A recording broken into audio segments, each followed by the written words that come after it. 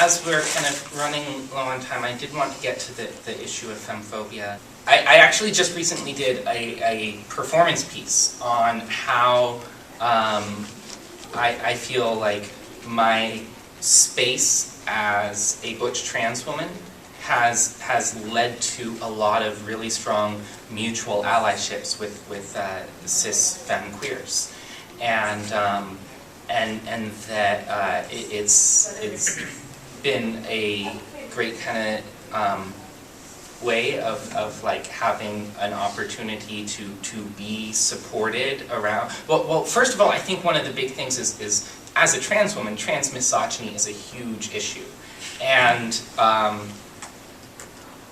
I find that femmes who are conscious of and working around femmephobia, they're already kind of dealing with a very similar type of intersection, and the two issues have a lot of similar ways that they play out in queer communities, and so because of that, I found a lot of folks who connect on that,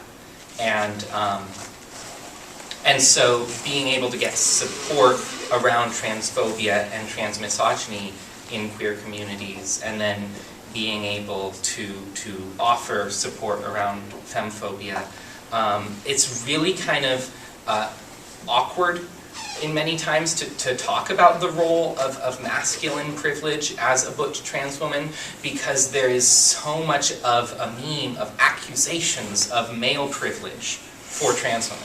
And so I'm always really clear, like, that is not an issue at all, it's not what I'm talking about, but like I've definitely seen a lot of times where being masculine gets me privilege.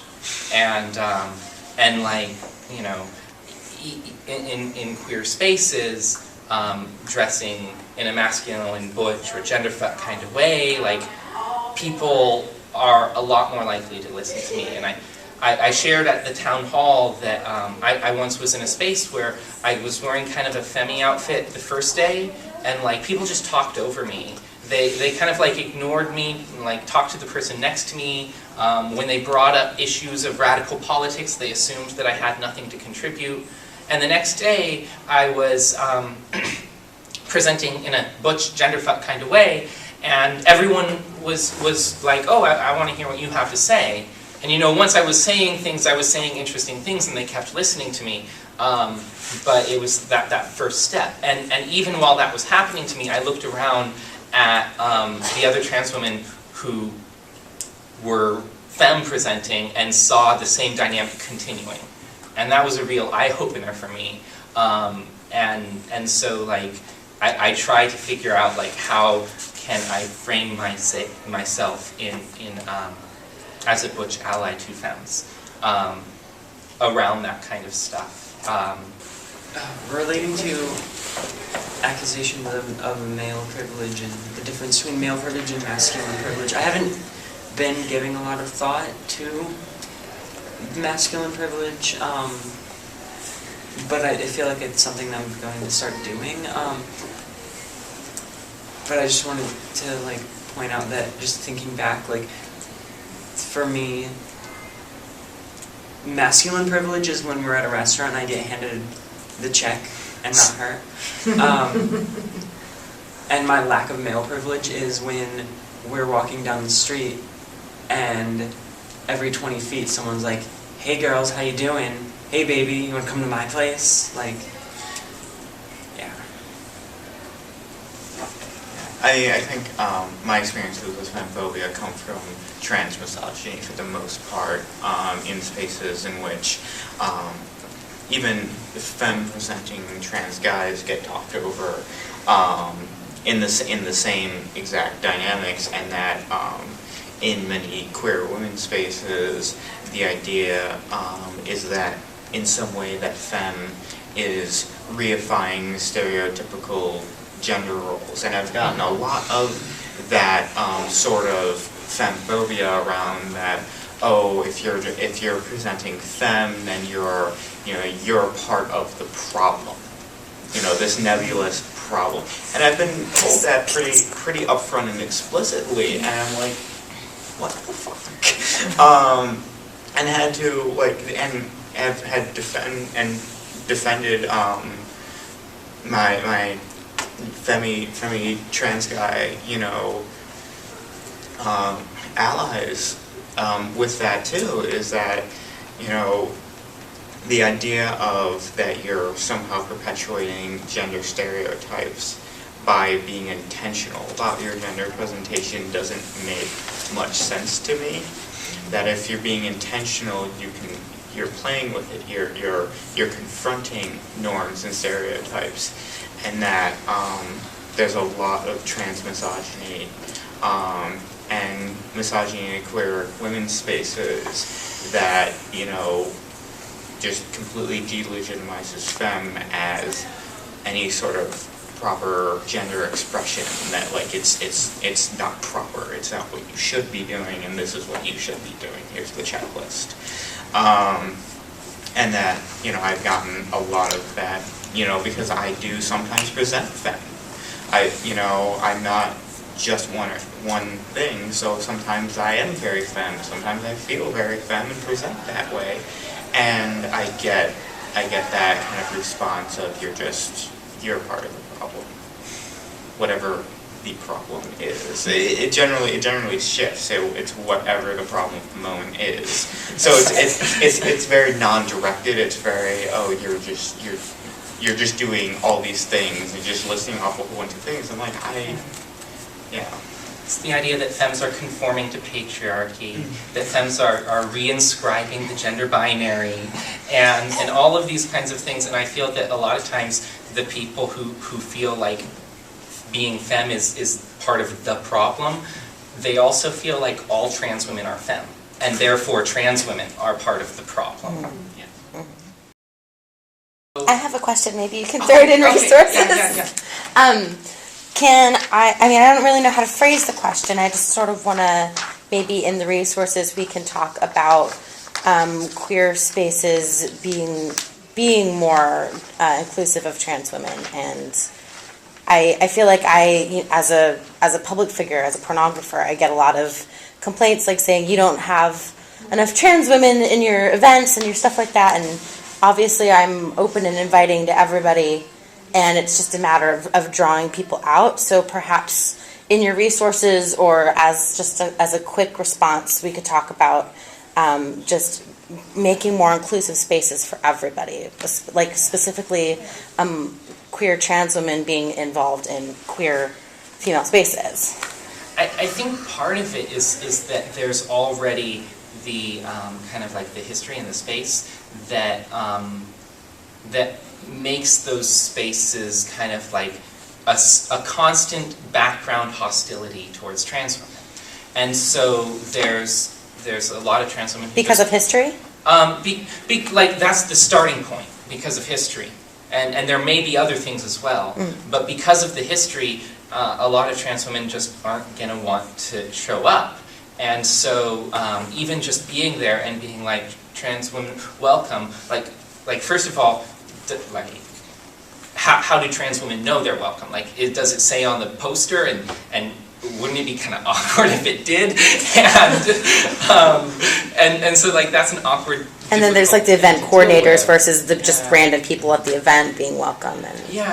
And I've definitely run into that where I'm like, okay, well I know that the event coordinator is welcoming me, but I also know I'm going to get shit from people there if I go, and so like I think it's an issue of constant outreach, because it's like in all kinds of issues, like with the issue of frequently having conferences that are predominantly white and being like, well, we invited the people of color. It's like there's things that need to happen, and I like the example of oppression as a treadmill.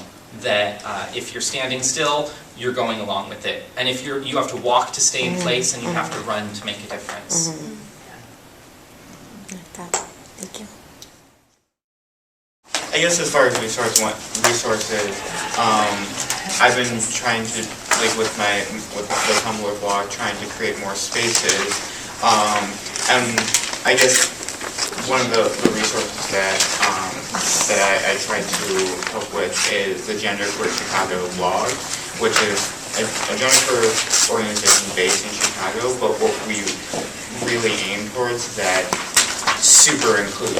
We want to include any expression of how gender affects our daily lives, how, from cis people, from trans people, from genderqueer people, from agender people. So, and what we look for is that people we have people who just email us stuff like poetry or spoken word stuff or just like essays, things like that. And I think that those resources are something sometimes that are overlooked of how empowering personal stories can be, artistic expressions like in visual art and spoken word art, so that there's some resources, and one of them I would throw out is the Gender Queer Chicago blog, genderqueerchicago.blogspot.com. So, you both mentioned a couple of other sites earlier. If you could repeat the one you just said, and you said you had a performance of... Yeah, so... What's your YouTube channel? My YouTube channel is Handbasket Productions. You can find all of my stuff if you go to handbasketproductions.com. I have a series of zines, some nonfiction dealing with issues from identity stuff, sex work issues, the prison industrial complex, and I have an erotic fiction zine series, and I have 2 porn films. Doing It Ourselves, the Trans Women Porn Project, which I'm pretty certain is okay, we always feel like we're the first, but I'm pretty certain it is the first. I think it is the first. Like by trans women, for trans women, and our communities. And then my second film is a parody of a transphobic short film that came out a couple years ago called The Gendercator. My film is called The Genderfillator, and it actually focuses more on trans men, but it also has myself and another butch trans woman in it. And I definitely see those as community resources. That's what they were designed for. Yeah, and quickly, as far as the what Toby brought up, the topic of trans misogyny, there is an excellent article on a blog written by the guy that we're dating, that we were talking about earlier. The blog is tranarchism.com, and it's pretty unfortunate to me that it has to be a guy speaking before anyone will listen to call-outs about trans misogyny. But it's an excellent article. He has a lot of excellent articles on there. It's definitely a good resource. I would definitely say that FetLife is another good resource. There are lots of groups. Some of them do and say a lot of very busted things, but if you lurk other groups like the Impenetrable Queer and Trans Fortress, then you can see like discourse by people who are past the 101 stage and are at the let's actually get to discussing things now. So it's not always not busted in that conversation. What? It's not always a not busted conversation. Oh, no, definitely. yeah, even in I know that. that one. Yeah. Even in that. Yeah. Readers beware, right? But there's a lot more calling out. Yeah, there's a lot more like being aware of what you're doing and being aware of like, just anti-oppression, actually being anti-oppression. I felt safe calling out things in that place, so. I've been called out on FetLife. So we're at time, and our next workshop is here and ready to go. So thank you all for being here, and you can bring your evaluations back up front.